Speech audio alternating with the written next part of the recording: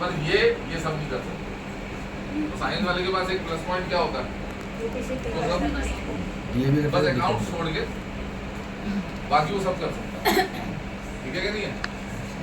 तो इनमें जो सबसे हायर होते हैं यही है। अरे बोलो भाई। Yes sir. सबसे हायर जो होती है वो यही है। अगर आप डॉक्टर बन गए, इंजीनियर बन गए, इंजीनियरिंग में सबसे बड़ा कॉलेज कौन से होता है? IIT, द प्राइम सपना। जिन्होंने इंजीनियरिंग करी हो उनका सबसे बड़ा सपना क्या? IIT में जाना। अगर IIT क्रैक ना कर पाए फिर क्या करेंगे? फिर कोई छोटा कॉलेज देखेंगे, वो भी ना हो पाए तो इंजीनियरिंग कहाँ से करेंगे? हाँ, बाबूराम कॉलेज से हाँ, किसी भी XYZ कॉलेज से। फिर वहाँ के इंजीनियरिंग की वैल्यू क्या होती है बताओ? डॉक्टर बनना हो तो क्या करना है? भाई वो प्रिपरेशन करनी पड़ेगी, उसमें भी एंट्रेंस नीट के लिए क्लियर करना पड़ेगा। तो उसमें भी किसी अच्छे कॉलेज में एडमिशन मिला तो बात बनेगी। क्यों? बहुत अच्छे रैपिड में मिला तो भी उधर डिपेंड करता है रैंक पर। अरे बोलो भाई। Yes sir. CA बनना है तो भी आपको यही करना पड़ेगा। आपको इधर से LLB LLM करनी है तो भी लॉ कॉलेज होते हैं, उसमें भी एंट्रेंस होती है आपको। CTET तो उसमें होता है और क्लैट करना पड़ता है आपको, वो क्लियर करना पड़ता है। किसी अच्छे कॉलेज में एडमिशन मिला तो आप उधर से करोगे, वरना आप कॉरेस्पॉन्डेंट भी LLB कर लो वो भी क्या है कुछ नहीं। पर ये सब करने के बाद तो मिलता क्या? अरे बोलो। हाँ, जॉब मिलती है, ऑब्वियस ही बात है, यही मिलेगा।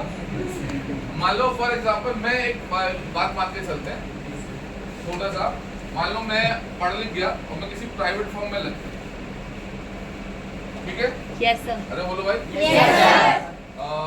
फॉर एग्जांपल मैंने डिग्री करी IITian हो गया मैं IITian हो गया तो फिर मैं क्या चुना जाऊंगा? इंजीनियर बन गया मैं। तो अगर मैंने IIT से कराया तो मुझे किसी अच्छी कंपनी, मुझे कोई अच्छी कंपनी उठा लेगी। पैकेज कितना लगता है IIT करने के बाद? 3-4 CR 3-4 लाख 40 लाख 50 लाख 10 लाख। अगर IIT करने में इतना लगा तो फिर IIT के ऊपर इतना तो लगेगा ही। कैंपस से ही आपको रिक्रूट कर लेते हैं लास्ट ईयर में, ठीक है नहीं? 40,000 लाख रुपए आपको क्या लगेगा पैकेज करके? चलो सर आप में रिक्रूट होने के बाद कुछ 4-5 साल जब हमने एक्सपीरियंस गेन किया तो आप किसी कंपनी में क्या बनोगे? MD बन गए, MD हो गए। अरे बोलो। आप किसी कंपनी के MD लग गए। सैलरी कितना होगा आपके? 4-5-6 लाख रुपए, 7 लाख रुपए, 8 लाख रुपए, ये सैलरी होगा। क्यों भाई? Yes sir. पर मंथ, मतलब 6 लाख पर मंथ आपका, 6 लाख पर मंथ आपका सैलरी आता। अरे ये तो होता है। पर कितने % लोगों का ऐसे हिंदुस्तान में कितने % लोग हैं जो इस प्रोफेशन को क्रैक कर जाते हैं? 5% बहुत ज्यादा हो गया। ओवरऑल 1.5-2% होगा। ओवरऑल 1.5-2% होगा। बाकी 98% तो कुछ भी नहीं करवाते। 1.5-2% ये तो इन प्रोफेशन में घुस जाते हैं। फिर होता है खेल, जो फेल हो गए, जो इसमें नहीं चूज हो पाए, जो यहाँ तक पहुंच ही नहीं पाए। Yes sir. फिर होता है खेल कि वो लोग क्या करेंगे। वो खेल अगला आता है, वो इसके नीचे आता है, यहाँ पर ऐसे यहाँ पर। क्यों? MD के नीचे कौन काम करता है?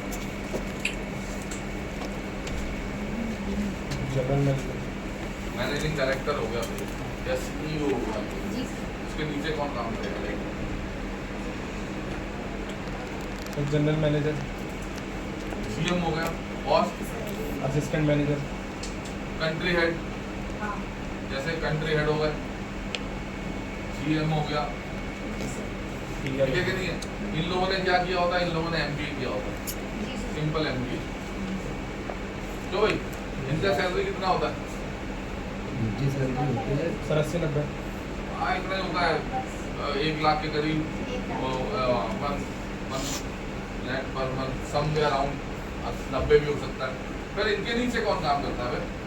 HR वगैरह जीएम के नीचे डीजीएम DGM है ना, कंट्री हेड के नीचे रीजनल हेड, ऐसे तो होते हैं। Yes sir. रीजनल हेड आ जाएंगे कंट्री हेड के नीचे, डीजीएम आ जाएंगे। इनकी सैलरी कितनी होती है? 40-50। रीजनल मैनेजर की सैलरी कितनी होती है? रीजनल मैनेजर की सैलरी कितनी होती है? 60-70-80 हज़ार रुपये। क्यों भाई? फिर इनके नीचे रीजनल मैनेजर के नीचे बताओ, इनके नीचे कौन काम करता है? ग्रेजुएट मैनेजर, इधर भी मैनेजर होते हैं। अरे बोलते नहीं हो? मैनेजर काम करते हैं। मैनेजर की सैलरी कितनी है? 50-60 के बीच में। 50,000 60,000 ये सैलरी होगी। ये एमबीए करा, ये भी या तो एमबीए होंगे या ग्रेजुएट होंगे। ये भी ग्रेजुएट होंगे। पर इसके नीचे कौन काम करता है? स्टाफ हेड अरे बोलो। मैनेजर के नीचे कौन होते हैं? सुपरवाइजर जो ऑफिस संभाल रहे स्टाफ वगैरह है ना, जैसे हमारे बिलिंग काउंटर पे कोई बैठा, बिल करने बैठा, क्यों? एग्जीक्यूटिव वगैरह, टीम लीडर इनके नीचे काम करते हैं, पीएल वगैरह ये सब काम करते हैं इनके नीचे। या फिर अभी कोई नया रिक्रूट हुआ है, जैसे हम जिसको बोल रहे हैं क्लर्क वगैरह टाइप, ये लोग काम करते हैं। इनकी सैलरी ये कितना होता है? ये तो ग्रेजुएट होते हैं या फिर ये 12th पास आउट होते हैं।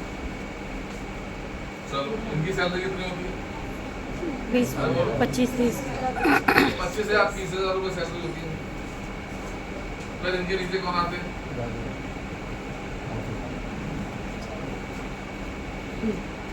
बोलो। वही 10th वाले, 12th वाले, ये तो एग्जीक्यूटिव हो गए सिंपल, 20,000 18,000 सैलरी। इधर आगे 10th वाले, ये कौन होते हैं? चपड़ासी,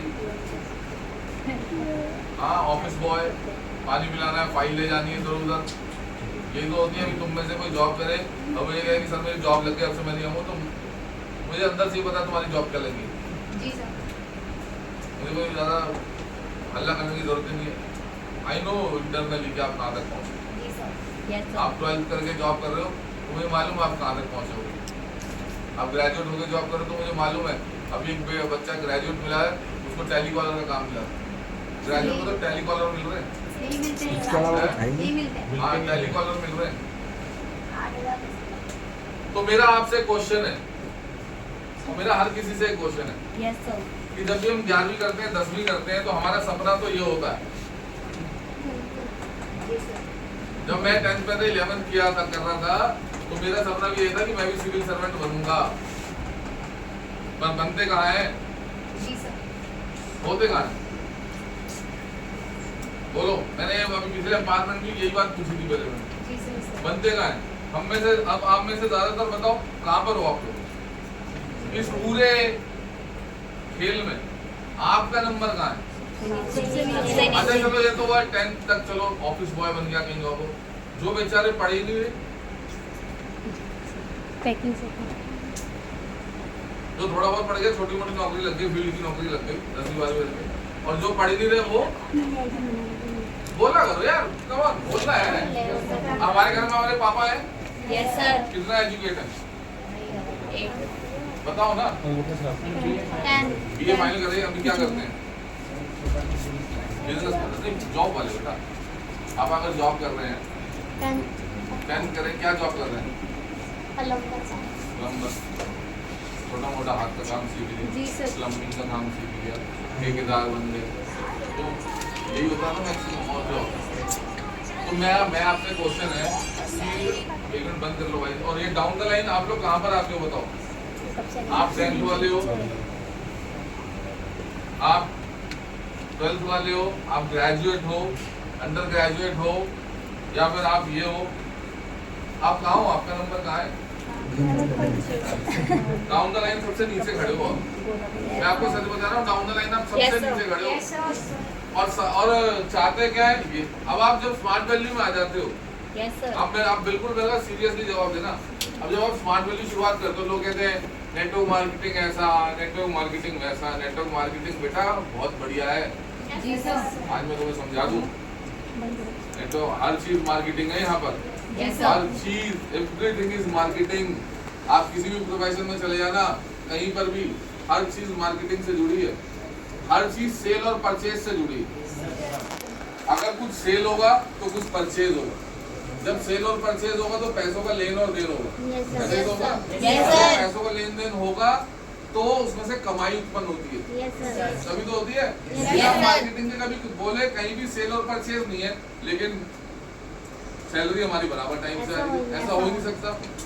जैसे मेरे घर वाले खानदान वाले रेलवे में, किसमें, रेलवे में। तो अगर बोले हमारे यहाँ कोई सेल परचेज नहीं होता, कैसे नहीं होता। हिंदुस्तान में लाखों यात्री सेल और परचेज करके आपके यहाँ से ट्रेन में चढ़ता है, जी सर। आपकी सैलरी वहीं से जनरेट होती है। जी सर। कहाँ से जनरेट होती है? हिंदुस्तान में इतना सारा गुड्स कैरियर जाता है, गुड्स कैरियर जो सामान लोडिंग होके इधर से उधर जी सर। जाता है, Yes, sir. आपकी सैलरी वहाँ से जनरेट होती है। Yes, sir. मेरे साथ डेबिटेड डीटीसी से रिटायर्ड है सर, तो डीटीसी में सैलरी कहाँ से जनरेट हो रही है? सेल और परचेज कहाँ पर है? ठीक है सर। पैसेंजर अरे कहाँ है? पैसेंजर से सेल और परचेज होता है, वहीं से तो होता है। सैलरी कहाँ से जनरेट हो रही है? वहाँ से, चाहे वो गवर्नमेंट हो चाहे वो प्राइवेट सेक्टर हो। Yes, sir. हमेशा जो आपकी इनकम जनरेट होगी वो सेल और परचेज से ही होगी, अदरवाइज नहीं होगी, चाहे वो कहीं का भी प्रोफेशन हो, कोई भी प्रोफेशन। मेरी बात समझ में आ रही है नहीं आती? Yes, sir. और जब हम स्मार्ट वैल्यू में आते हैं तो यहाँ पर भी जो आपकी इनकम जनरेट होती है वो सेल और परचेज से जनरेट होती है। हर जगह सेल और परचेज से जनरेट है, पर यहाँ पर सिस्टम थोड़ा सा अलग है। जब आप यहाँ आते हो सेल और परचेज में, तो यहाँ पर जॉब नहीं है। बोला था ना, सही तो बोला था आपको, यहाँ पर जॉब नहीं है। सेल परचेज तो यहाँ पर भी है, पर यहाँ पर आप जॉब नहीं, यहाँ पर आप काम कर रहे हो अपने लिए, अपनी इनकम को डेवलप करने के लिए। फिर आपको बताया जाता है कि आप एक आईडी में मैक्सिमम कितना कमा सकते हो। एक आईडी पे अगर आप मैक्सिमम कमाने वाले बने तो 12 लाख पर मंथ कमा सकते हो एक आईडी।